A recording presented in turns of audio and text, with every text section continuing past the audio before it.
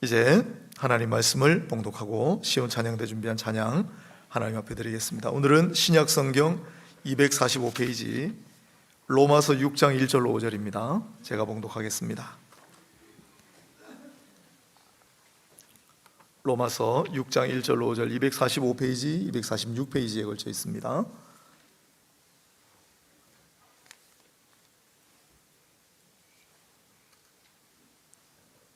그런즉 우리가 무슨 말을 하리요? 은혜를 더하게 하려고 죄에 거하겠느냐? 그럴 수 없느니라. 죄에 대하여 죽은 우리가 어찌 그 가운데 더 살리요? 무릇 그리스도 예수와 합하여 세례를 받은 우리는 그의 죽으심과 합하여 세례를 받은 줄을 알지 못하느냐? 그러므로 우리가 그의 죽으심과 합하여 세례를 받음으로 그와 함께 장사되었나니 이는 아버지의 영광으로 말미암아 그리스도를 죽은 자 가운데서 살리심과 같이 우리로 또한 새 생명 가운데서 행하게 하려 함이라. 만일 우리가 그의 죽으심과 같은 모양으로 연합한 자가 되었으면 또한 그의 부활과 같은 모양으로 연합한 자도 되리라. 아멘. 네, 감사합니다. 오늘은 나는 죽고 예수로 사는 사람이란 제목으로 말씀을 드리도록 하겠습니다. 오늘 세례주일입니다. 여러분은 세례를 뭐라고 생각하세요?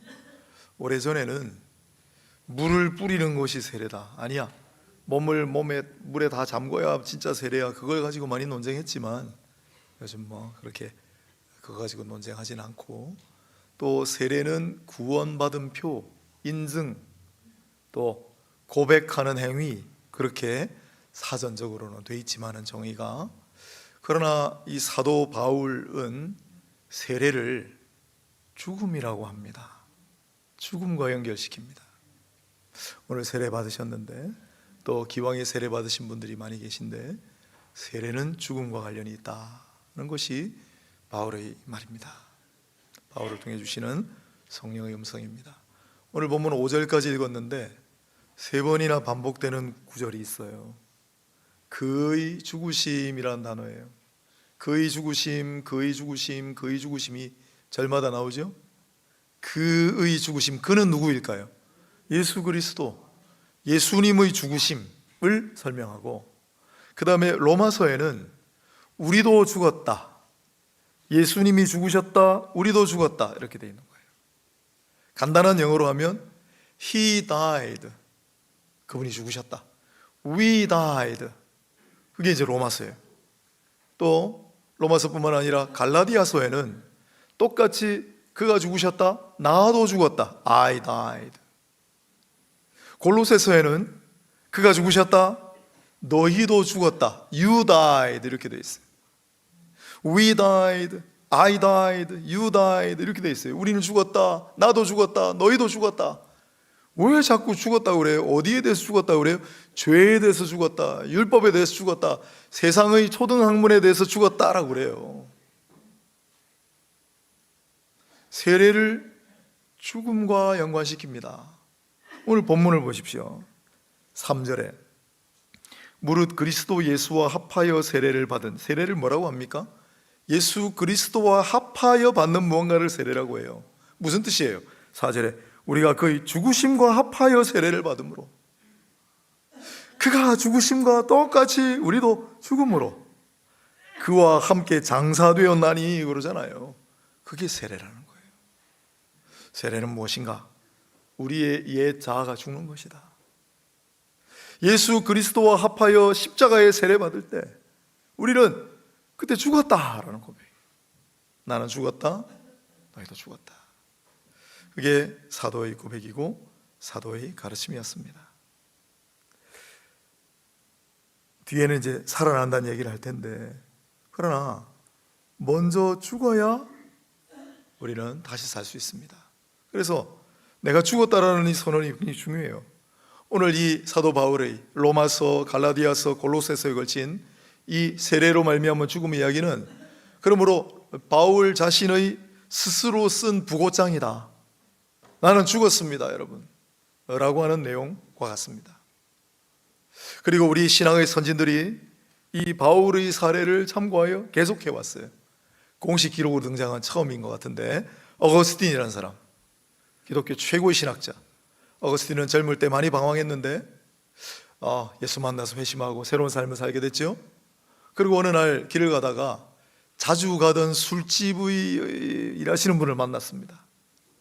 선생님, 왜 요즘은 통 놀러 오지 않으세요? 그러니 어거스틴이 뒤도 돌아보지 않고 당신이 알던 어거스틴은 죽었소이다, 그러고 갈 길을 갔대요. 이게 이제 공식 문헌에 등장하는 처음이에요. 우리나라에도 그런 분들이 꽤 있었어요. 오늘 제가 소개해드릴 분은 최흥종 목사님. 이분은 1933년에 광주에서 조선 총독부가 있는 서울까지 나환자들 500명을 이끌고 쳐들어갔어요. 소록도 갱생원 세워달라고. 마침내 총독의 뜻을 꺾어버리고 소록도에 갱생원을 만들도록 한 장본인 나환자들의 아버지 최흥종 목사님. 그런데 이분이 1935년에 55세가 될 때 아무튼 기도하다가 십자가에 직접 박히는 체험을 하셨대요. 자세히 얘기 안 하시니까 그게 뭔지는 모르겠어요. 십자가에 직접 박히는 체험을 하신 다음에 호를 오방이라고 지었습니다. 오방은 5가지를 버린다는 뜻이에요. 뭘 버렸냐면 성욕을 버리고, 편안함을 버리고, 재물 욕심을 버리고, 권력 욕망을 버리고, 믿음 편견을 버리고. 이게 5가지. 놀라운 것은 스스로 어디를 찾아가서 거세를 하셨습니다. 그래서 성욕을 버리고, 편안함을 버리고, 재물 욕심을 버리고, 권력 욕망을 버리고, 믿음 편견을 버리고, 그래서 자기를 오방이라고 불렀어요. 물론 그 앞서도 귀한 일들을 하셨지만은 그렇습니다. 여러분, 바울도 세례를 받았죠. 최영종 목사님도 세례를 받았겠죠. 세례를 받는 순간 우리는 죽는 거예요. 옛 사람은 죽어요. 그게 원리예요. 그런데도 모질게 살아있는 우리의 옛 자아가 있죠. 근데 최영종 목사님은 특별한 계기에 완전히 자기 옛 자아를 죽이면, 그래서 완전히 죽고 새로 태어난 거예요. 5가지를 버리고.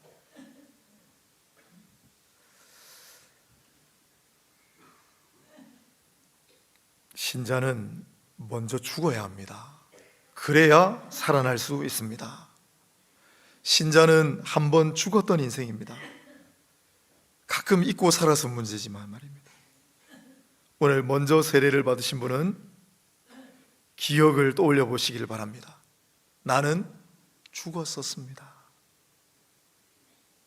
오늘 세례를 받으시는 분은 반드시 앞으로 기억하시기 바랍니다.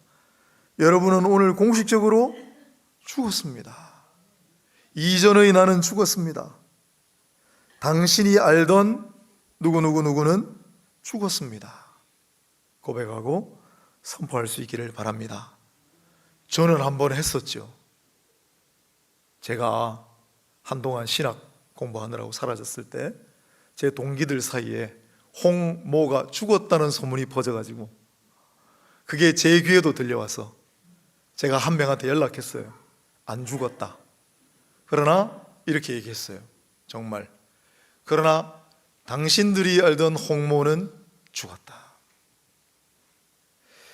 저는 분명히 기억합니다. 제가 간증도 여러 번 했고 2004년 그 새벽밤 부산대 중환자실 앞에서 기도할 때 저는 그날 죽었습니다. 주님이 제게 마음속으로 원하시는 음성 같은 거, 나는 너를 위해 내 목숨을 버렸는데 넌 나에게 뭘 줄래? 그래서 제가 그날 주여 제 생명을 가져가십시오, 제 목숨을 주님께 드리겠습니다. 그러고 역사가 일어났잖아요. 제가 신학교를 갔습니다. 저는 그날 죽었습니다. 아직도 가끔씩 잊어먹지만 공식적으로 그날 죽었습니다. 그래서 목사가 되었고 적어도 오방선생 정도는 안 되더라도 저도 별로 재물 욕심이 없습니다. 이미 죽었던 인생인데 뭐 돈 모아가지고 뭐 하겠어요. 권력 욕망이 없습니다. TV를 안 봐야 되는데 이번에 그 헌법재판관 중에 제 동기가 있어요. 제가 한번 말씀드렸지만은 학교 다닐 때 제일 앞에서 수업 듣던 단발머리 소녀였는데 헌법재판관이 돼가지고 앉아 있어요. 괜찮아요. 부럽지 않습니다. 대법관 중에도 제 제일 친한 동기가 있습니다. 안 부럽습니다. 권력 욕망이 사라졌어요. 돈 욕심 없어요. 그저 있다면, 이상하게 하나님 자꾸 그런 분들을 붙여주셔가지고 처음에는 장애인들을 좀 돕다가, 그 다음에 이주민들을 돕다가, 그 다음에 언제부턴가 미자립교회, 농어촌 상간벽지 교회 목사님들, 사모님들 그 교회를 돕다가 최근에 노숙자를 돕게 하셨어요. 그런데 좀 돈을 좀 흘려보내면 좋겠다는 생각은 있지 아무런 재물 욕심과 권력 욕망이 없습니다. 저는 죽었었기 때문에. 여러분 어떻습니까? 여러분 죽었었습니까?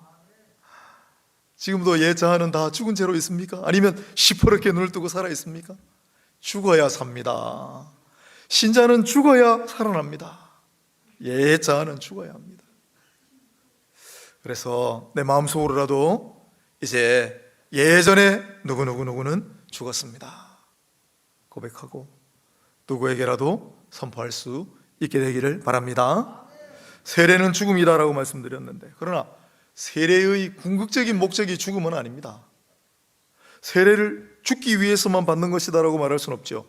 왜냐하면 4절에 보면 그러므로 우리가 그의 죽으심과 합하여 세례를 받음으로 그와 함께 장사되었나니 죽었는데요. 그러나 이는 아버지의 영광으로 말미암아 그리스도를 죽은 자 가운데 살리심과 같이 우리로 또한 새 생명 가운데서 행하게 하려 하심이라. 우리가 죽었지만은 새로운 생명을 얻어서 새 사람으로 살리게 하시려고 예수께서 십자가에 못 박히셨다. 그러므로 연합이라고 아까 우리 장로님도 기도해 주셨는데, 연합이 두 개가 있는 거예요. 그의 죽으심과 합하여 연합이 있고 그의 부활하심과 합하여 연합이 있습니다. 즉 죽음의 연합이 있고 부활의 연합이 있습니다. 여러분 생각해 보십시오. 내가 그리스도 예수와 합하여 세례를 받았는데 죽음의 연합만 내게 적용되겠습니까? 부활의 연합도 마땅히 적용되지 않겠어요? 그래서 오늘 5절에 보시면은 뭐라고 해놨습니까? 우리가 그의 죽으심과 같은 모양으로 연합한 자가 되었으면 또한 그의 부활과 같은 모양으로 연합한 자도 되리라. 우리 옛자는 죽고 새로운 생명을 주셔서 우리는 새로운 인생을 사는 겁니다. 옛 사람은 죽어버리고 그리스도 예수 안에서 새로운 사람으로 살아가는 겁니다.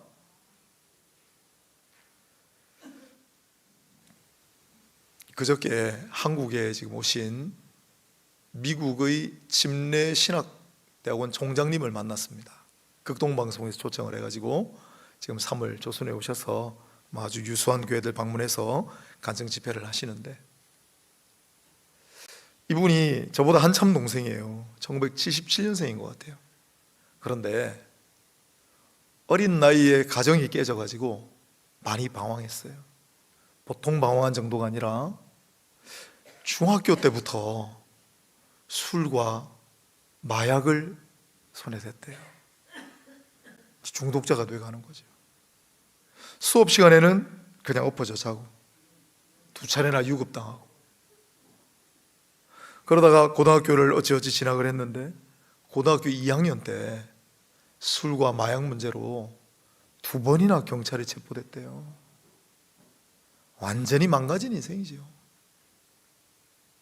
그런데 그날도 수업은 안 듣죠. 책상에 엎드려 있는데 선생님 중에 한 분이 살짝 다가와가지고 Jesus loves you. 주님 널 사랑하셔. 그 말이 계속 귀에 맴돌더래요. 그래서 본인도 노력을 했는데, 왜 기독교 문화니까 성경도 보려고 하고 친구들 좀 그런 친구들 안 되는 거예요. 더 사정이 악화돼가지고 오토바이인가 뭔가 훔치다가 또 체포됐대요.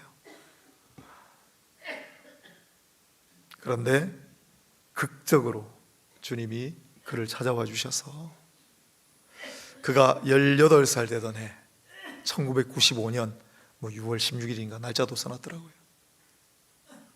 주님을 새롭게 만나요. 만나는 정도가 아니라 옛날 그 망가진 인생, 술과 마약과 온갖 세상 쾌락에 너무 어린 나이에 찌들어 있던 그 옛 자기는 죽어버리고 예수님의 은혜로 새로운 생명을 얻어서 거듭났대요. 그래서 보니까 부인을 만났는데 타라 듀, 이분의 이름은 제이미 듀 총장입니다. 부인이 너무 좋아요. 일찍 결혼했더라고요. 가정을 이루고 그 다음부터 열심히 신앙생활하고 섬기고, 자기하고 비슷한 사정의 딱한 청소년들을 섬기고, 그러다가 신학교를 가고 목사가 되고 공부를 해서 박사가 되고 미국 뉴 올리언즈의 신학대학원 총장이 되셨어요. 지금 48이에요. 제가 그 간증하는 걸 옆에서 쭉 들으면서 저런 얘기 막 해도 되나? 술에 찌드는 것도 얼마나 핸디캡이 돼요. 근데 자기가 중고등학교 때 벌써 술과 마약과 막 다른 것도 있는데 제가 말씀 안 드리겠어요. 완전히 찌들어서 망가진 인생이었다는 거예요. 그랬는데 주님이 새로운 생명을 주셔서 지금 자기가 총장을 하고 있대. 그리고 불우했던 어린 시절을 하나님께서도 위로하시느라 쌍둥이를 낳아가지고 자녀가 4명이에요. 다 데리고 왔습니다. 이번에. 저는 이분 얘기를 들으면서 이런 얘기는 100년 전이나 200년 전에 우리가 보는 책에 있는 이야기거든요. 근데 1995년에 그 망가진 인생이 주님을 만나서 완전히 옛날 모습은 죽어버리고 새로운 생명으로 거듭나서 발전을 거듭해가지고, 여러분, 남침례교회는 우리 지금 대한민국에 있는 성도 수보다 훨씬 많습니다. 2,500만 명이 넘을걸요. 교회 수도 엄청 많습니다.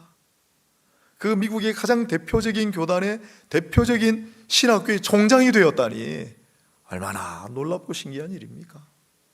이것이 바로 옛 나는 죽어버리고 새로운 생명 가운데 살게 하시기 위해 나를 십자가에 못 박아 죽게 하시는 하나님의 은혜라, 이 말입니다. 사도 바울은 우리가 죄에 대하여 죽고 율법에 대하여 죽고 세상 초등학문에 대하여 죽음으로 더 이상 죄와 율법과 세상의 지배 아래 살아서는 안 된다라고 얘기합니다. 새로운 생명을 얻었기 때문에 새로운 사람으로 살아가야 한다고, 또 살아갈 수 있다고 거듭 이야기합니다. 바울도 그랬잖아요. 오늘 세례 받으시는 분들 꼭 기억하십시오. 오늘 여러분의 옛 자아가 공식적으로 사망한 날입니다. 그리고 주님께서 새로운 생명을 더하여 주신 날입니다. 이 새로운 생명을 얻어 앞으로는 이전과는 본질적으로 다른 새로운 삶을 살아가시기를 바랍니다. 학습 대상자들은 그걸 꿈꾸시고 6개월 동안 또 신앙생활 잘 하시길 바라고, 기왕에 세례 받으신 분들은 새로운 생명을 다 받으셨습니다. 그 새로운 생명을 가지고 살아가고 계십니까? 여러분의 삶 속에 그렇게 눈부시고 아름답고 선한 변화가 있습니까? 실망하실 필요가 없습니다. 여전히 진영형입니다. 우리에게 새로운 생명을 주셨기 때문에 그 새로운 생명의 역사로 여러분들의 삶 가운데도 놀랍도록 선하고 아름다운 눈부신 변화의 결실이 있게 되기를 주님의 이름으로 축복합니다. 그러면 새로운 생명으로 새 사람이 되었는데 어떻게 살아가야 할 것인가? 나의 심장을 주님께 드립니다 했던 칼빈의 말을 잊지 않으셨겠죠? 주님은 칼빈의 그 생명을 받으시고 칼빈을 이와 같은 사람으로 살아가게 하셨습니다. 그건 바울도 똑같아요. 사도 바울이 로마서에서는 우리가 죽었습니다. 죄에 대해, 율법에 대해. 그래서 로마서에서는 뭐라고 하느냐면 더 이상 죄의 종이 되지 마시고 의의 종으로 사시오. 율법의 지배를 받지 말고 복음, 은혜의 지배 아래 사시오. 당신의 지체를 죄에게 불의의 무기로 내어주지 말고 당신의 지체를 의의 무기로 하나님께 드리시오. 이렇게 얘기합니다. 쉽지 않죠? 쉽지 않아요. 골로새서에서는 우리가 새 생명을 얻었기 때문에 이제는 더 이상 땅의 것을 쳐다보지 말고 위의 것을 찾으라 라고 말합니다. 그러면서 땅에 있는 지체를 죽이라, 곧 음란과 부정과 사욕과 악한 정욕과 탐심이니 탐심은 우상 숭배니라 라고 얘기합니다. 땅에 있는 지체를 죽이라, 위의 것을 찾으라. 우리 쉽지 않죠? 그래서 사도 바울은 세례를 통하여 우리는 일종의 부활의 은혜를 누리는 거예요. 세례 때 죽었는데 다시 살아났으니까. 그리고 훗날 재림하실 때 주님이 우리 육신이 다 흩어졌어도 우리의 육신의 부활을 우리는 믿습니다. 그러나 우리가 새 생명을 얻었는데 여전히 옛 모습대로 살아가기 때문에 사도 바울은 고린도전서 15장 31절에서 뭐라고 했냐면 나는 날마다 죽노라 그래요. 날마다 죽노라. 안타까운 마음으로 날마다 죽노라 그래요. 그러면서 갈라디아서 2장 20절에 이 말씀을 우리에게 주셨어요. 앞부분, 내가 그리스도와 함께 십자가에 못 박혔나니 그런즉 이제는 내가 사는 것이 아니요 오직 내 안에 그리스도께서 사시는 것이라. 그리스도와 합하여 죽고 새 생명을 얻어 사는 인생은 어떤 인생입니까? 라고 묻는다면 한 문장으로 답할 수 있습니다. 나는 죽고 예수로 사는 사람입니다. 유기성 목사님의 유명한 책 제목이죠. 나는 죽고 예수로 사는 사람. 유기성 목사님도 처음부터 그랬던 건 아니에요. 이분이 그 책에 이런 간증을 써놓으셨어요. 군 선교를 위해 군목으로 지원을 하셨대요. 취지는 내가 군 선교를 위해 한번 섬겨보리라, 자원하리라. 그런데 가만히 자신을 들여다보니 진정한 동기는 그게 아니었대요. 사병 생활보다는 장교 생활이 더 편해 보이고 군목의 특권으로 목사 안수도 빨리 받고 제대하여서 유학도 다녀오고 그래서 나중에 큰 교회에 담임 목사가 돼야지 하는, 하나님을 이용해서 성공해 보려고 하는 그런 교활한 야심이 가득했다는 거예요. 겉으로는 하나님의 종이라고 하나님을 섬기겠다고 하면서 자신 안에 육신의 정욕과 안목의 정욕과 이생의 자랑, 세상에 있는 모든 더러운 것들이 다 들어있음을 그제서야 깨달았대요. 언제? 훈련하다가 고관절 부상을 입어가지고 평생 장애인으로 살지도 모른다는 생각을 하면서 자신 안에 그런 추악한 욕망들이 있는 걸 깨닫고 이대로 살기보다는 차라리 한쪽 다리가 불편한 채로 살아가는 것이 낫지 않겠나. 그래서 하나님 앞에 하나님 이 오른쪽 다리를 하나님께 바치겠습니다라고 기도하셨대요. 부산제일교회를 담임하셨잖아요. 좌천동 고관입구에 있는. 제가 안 만났거든요. 부산에서 힘드셨대요. 부산서 목회하시는 과정도 한마디로 말하면 유기성 목사님, 나는 죽고 예수로 사는 사람, 나는 죽고 예수로 사는 인생, 나는 죽고 예수로 사는 목회. 그게 우리의 인생입니다. 인생의 목표입니다. 그게 잘 안 돼서 바울도 나는 날마다 죽노라 라고 얘기하지만 그래도 우리의 목표는 변함이 없습니다. 나는 날마다 죽고 예수로 사는 인생. 사도 바울은 스스로를 이단 중의 괴수라고까지 불렀습니다. 하지만 바울은 크게 회심하여 이후에는 예수의 가르침을 따라, 바울은 예수의 가장 훌륭한 주석가입니다. 예수님의 말씀을 전부 기억해서 그 말씀을 전부 주의하고 그 말씀대로 우리에게 전한 사람이죠. 예수님의 가르침을 따라 또 자신이 기억하고 전해 들었던 그 예수님의 모습을 담기 위해 정말 애쓰고 힘쓰며 살아서 죄인 중에 괴수였던 바울이 나중에는 뭐라고 불렸어요? 작은 예수라고 불렸어요. 작은 예수 같은 사람이라고 불렸습니다. 여러분, 우리도 그와 같이 살아야 되지 않겠습니까? 여러분의 자아는 다 죽었습니까? 아직도 내 의와 내 옛 자아가 시퍼렇게 살아서 나를 주장하고 있습니까? 내 육신을 여전히 사욕에 더러운 욕심에 내어 바치고 있는 그런 삶이 있습니까? 내가 죽어야 나 다시 살아납니다. 내가 날마다 죽노라 했던 바울의 고백처럼 나를 죽고 또 죽게 해서 대신에 내 안에 그리스도께서 사시는 것이라 했으니 나는 죽고 예수로 사는 인생이 되시기를 바랍니다. 그래서 지금 우리의 삶은 그렇지 않지만 언젠가 누군가가 나를 보고 당신 정말 작은 예수 같다, 당신 참 예수의 제자처럼 사는구나, 그런 말 들을 수 있는 저와 여러분 다 될 수 있기를 바랍니다. 오늘 세례받고 시작하시는 분은 이것을 인생의 목표로 삼으시고 나는 죽고 예수로 사는 사람이 되시기를 바랍니다. 기왕에 우리 세례받으신 분들 아직도 내 옛자가 시퍼렇게 살아있다면 날마다 나는 죽고 예수로 되살아나는 그러한 모든 인생들이 되시기를 주님의 이름으로 축원합니다. 기도하겠습니다. 하나님, 오늘 세례주일을 맞아 세례가 무엇인지를 다시 한번 말씀을 통해 곱씹어 보았습니다. 바울 사도는 자신의 경험담을 빌어 세례는 그리스도와 합하여 죽는 것이라고 했습니다. 분명히 죽었는데 하나님께서 은혜로 새 생명을 주셔서 사는 것이라고 했습니다. 그리고 그 사는 인생은 이제는 내가 사는 것이 아니고 내 안에 그리스도께서 사시는 것이라고 고백하였습니다. 우리도 그런 인생을 살아가게 하옵소서. 예수님의 이름으로 기도합니다. 아멘.